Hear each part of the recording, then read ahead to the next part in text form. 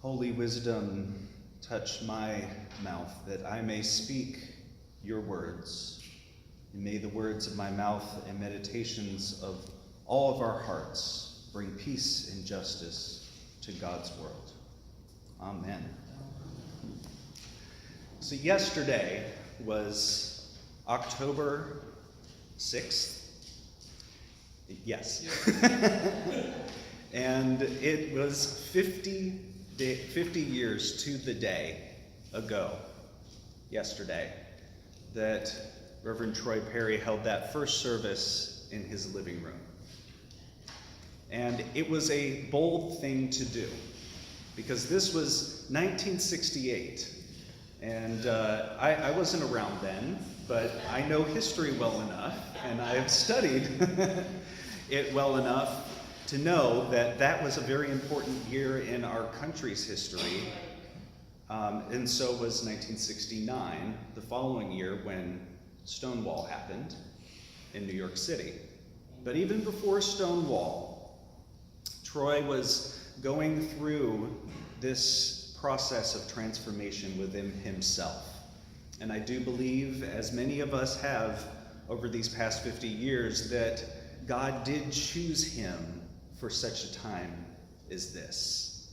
That at that time, there were so many of us on the LGBTQ spectrum that had to hide in the darkness while still trying to live out our faith. And that is still the case for many people around the world today, that they still have to hide and not talk about their true God-given identities. But back then, if you saw the video, I played a little bit of the movie Call Me Troy, and it's available at any time on YouTube if you want to watch it. It's been out for about 10 years. But it told a little bit about Troy's early life. And the movie is focused on him, but our movement is much, much bigger, of course, than just Troy. But Troy was the one who, after his wife found some gay books, as he continues to use the word homosexual over and over again, just because of the dated nature of of these times. We don't use that so much anymore. It's very clinical. We claim the words gay and lesbian for ourselves. And so we use those more these days. But he had these materials because he knew that something was not normal about him, at least for his time. And so he was reading up on these things, and then his wife found them under the mattress. Don't hide things under the mattress. I mean, that's like the one place people are going to look. But she found them, and she goes, "Well, Troy, is it true?" And he says yes. And so, they had to. She asked that she be taken to her sister's house so that they can discuss it. And he did, and she decided to take the children and leave. And he was also outed to his Pentecostal congregation, and this was, back in 1966, 67, and so they were not kind to him, and they officially excommunicated him from that church. And, I've always wondered, was it his Pentecostal fervor that God chose him for, at least in part? Because it's that kind of charisma that I think started our movement. I have never been a speaking in tongues kind of preacher. That's just not how I am. I grew up Methodist, and we're all supposed to be very proper, kind, and you have to have a casserole dish, and just very mainline.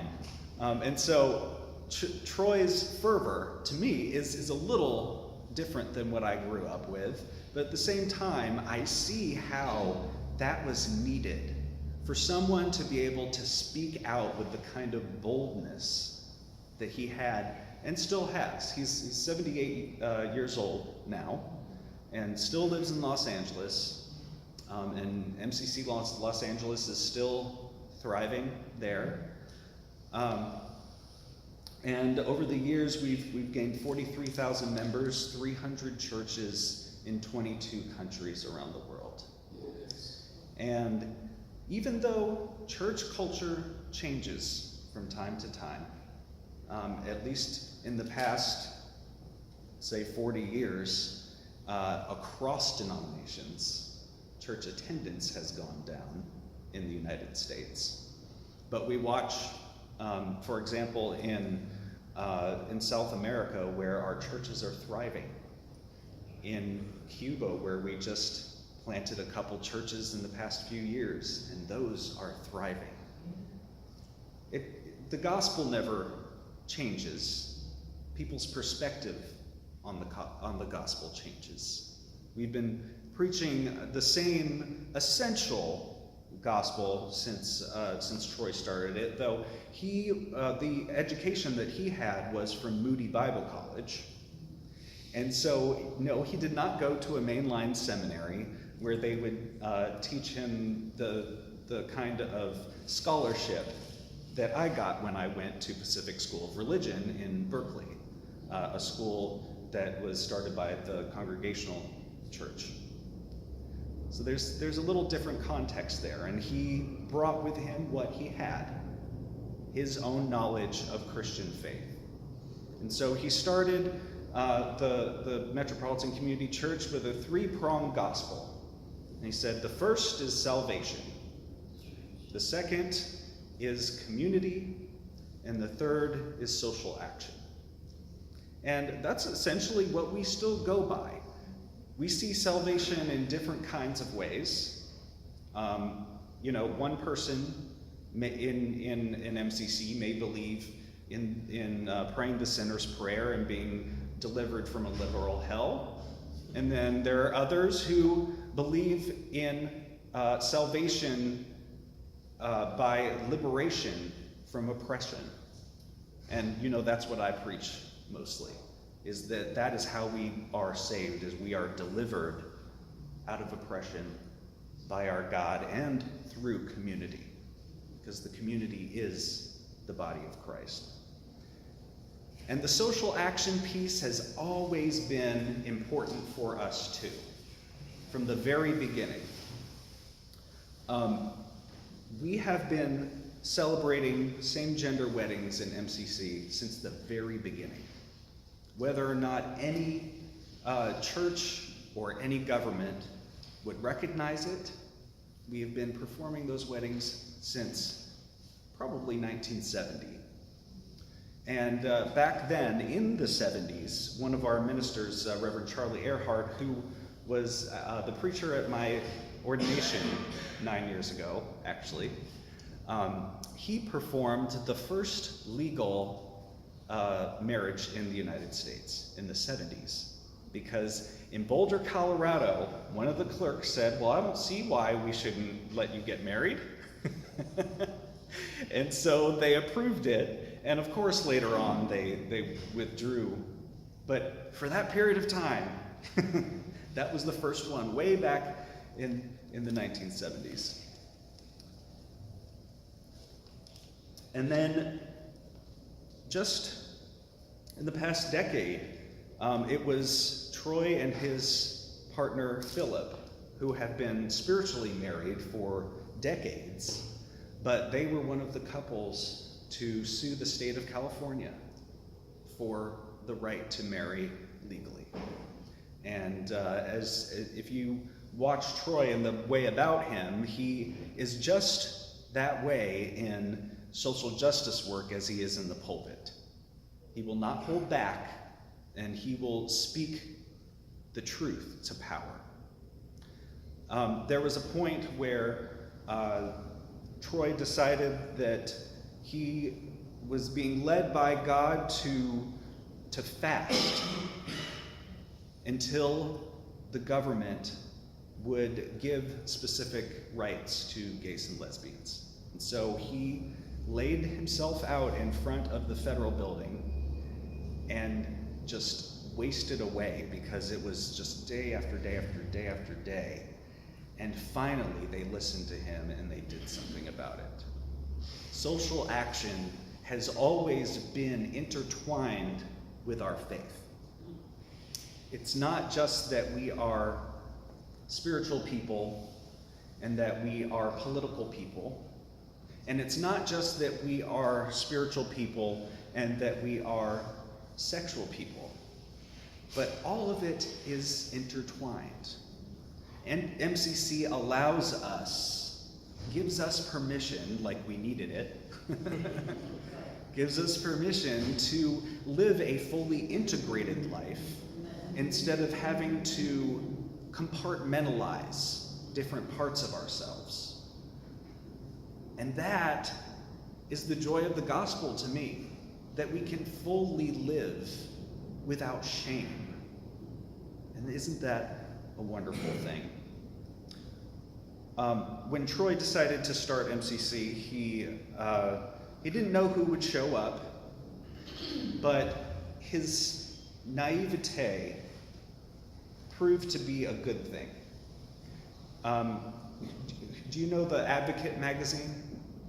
The Advocate? It's been out since probably around 65 or something like that.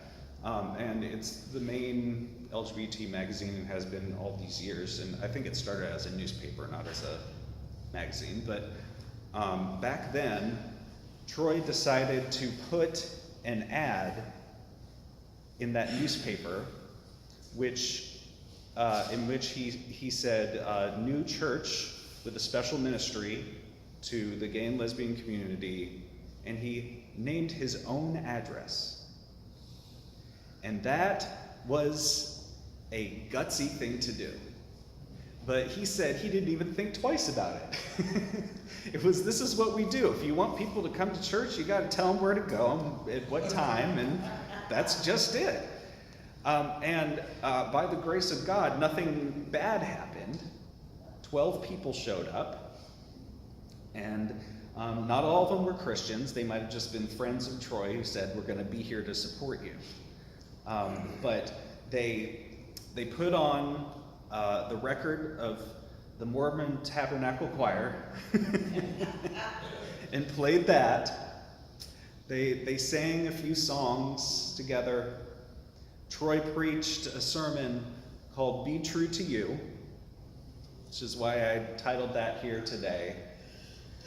And they had communion.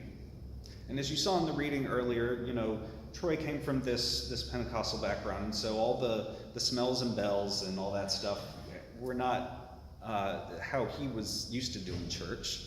But he decided to borrow a robe anyway and just try to take a step into being ecumenical for that time. And in some churches, you don't do communion that often. I grew up doing communion on first Sundays in the Methodist Church. But Troy found that it was essential for us to have an open table and that we would have communion every Sunday. And so we have ever since. And there has never been anyone turned away from the communion table. You are always welcome to come. And it was also a place where we experience a kind of intimacy in a way that is different from a lot of other churches. We don't just throw you the elements and say, go on your way. We pray with each other. We try to sense what words will bring a healing balm to each other's souls.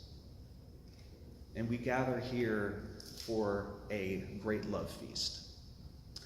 And so that was the first service. I think they got probably less than $10 in the offering plate.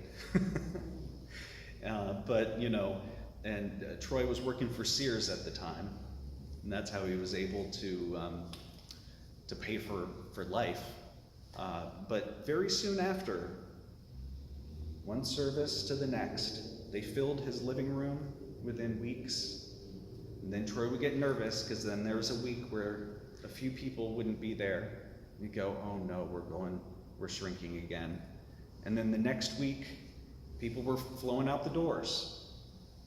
And so they had to meet at the women's center. As soon as they found out what kind of group it was, they kicked them out.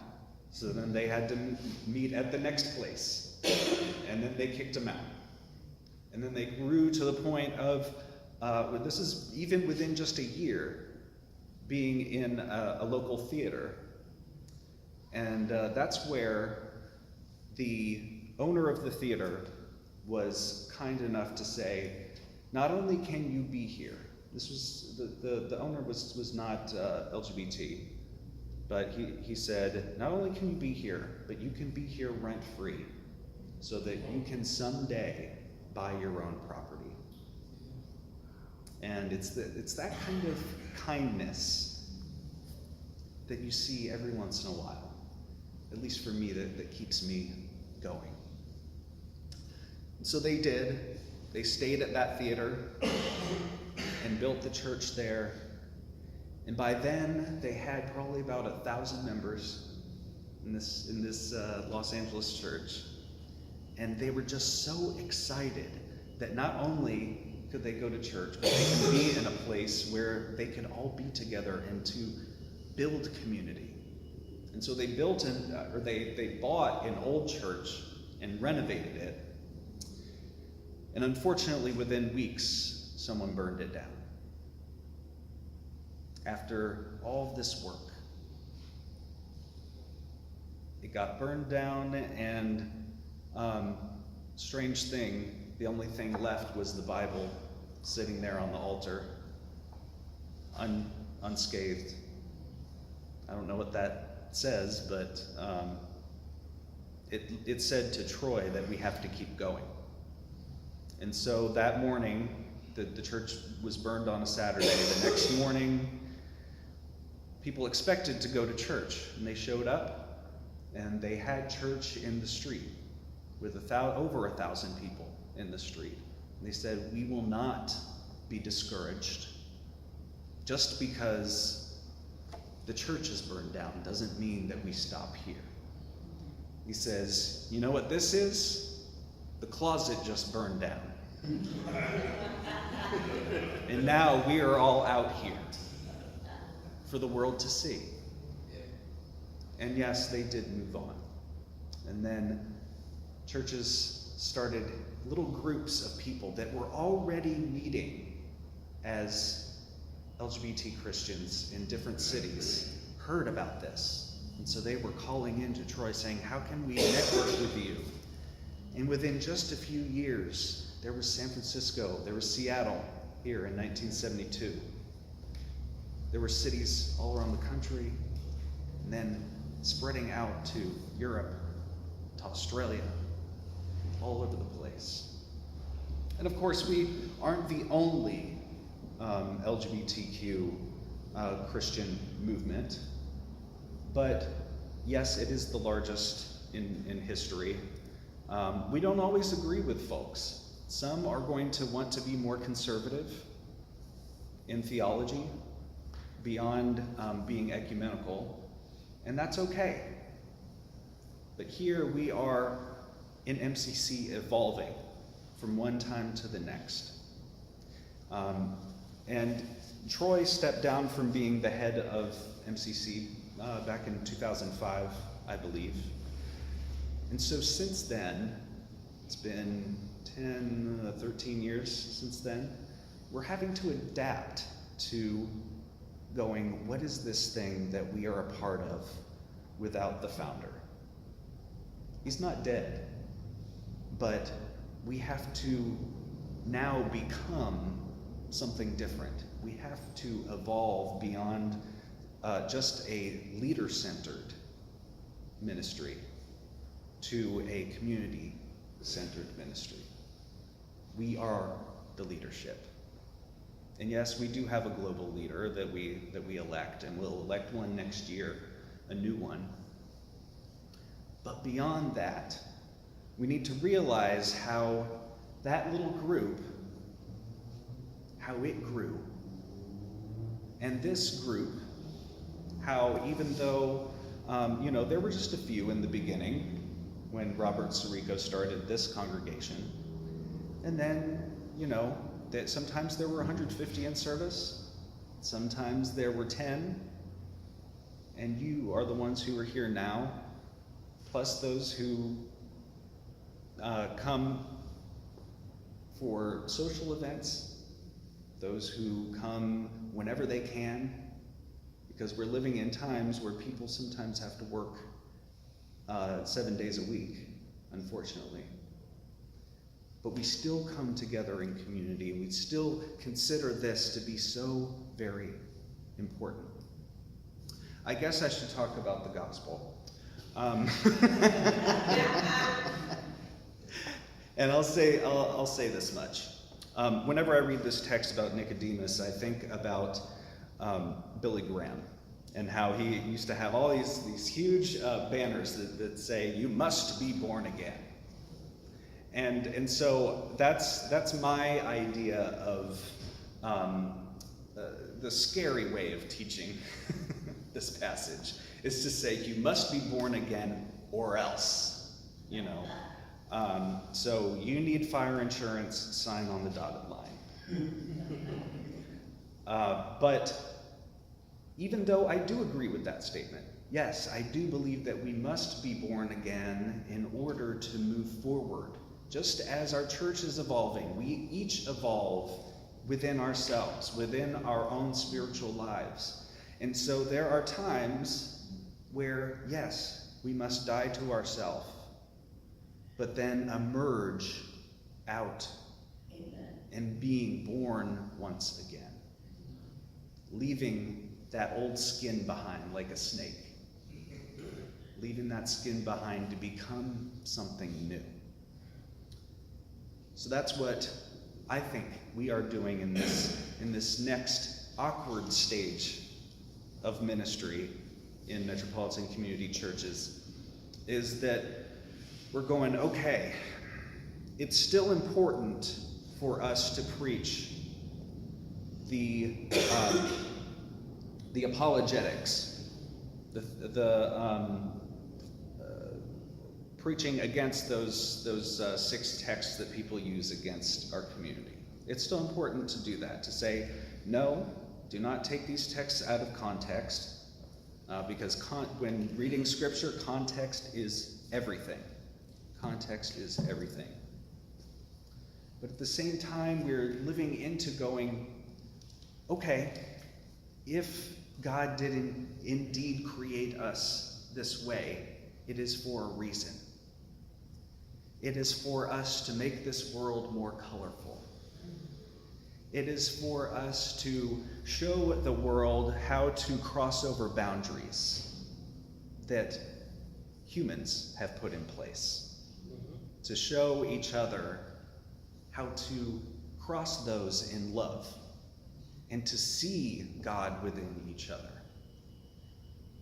This next stage is us emerging from the waters of baptism to show how not only do we have a function in the world, but that we have a calling. We have a true calling. And that is why it is not, why it's still important for us to be here. Not just here in this place, but all around the world. Because our lens to the gospel is very special. Our lens, because of where we've come from, because of the wisdom that we have gained over these years of being an oppressed people, we come through it on the other side now, saying we are still here. Thank God. Thank God we are still here. We are still engaged with the Spirit of God, and we are equipped to do the next thing.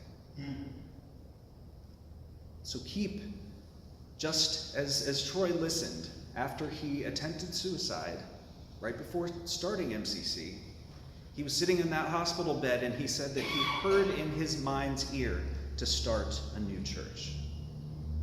And so, in your mind's ear, listen to the Spirit of God. See what great things are yet to come. Amen.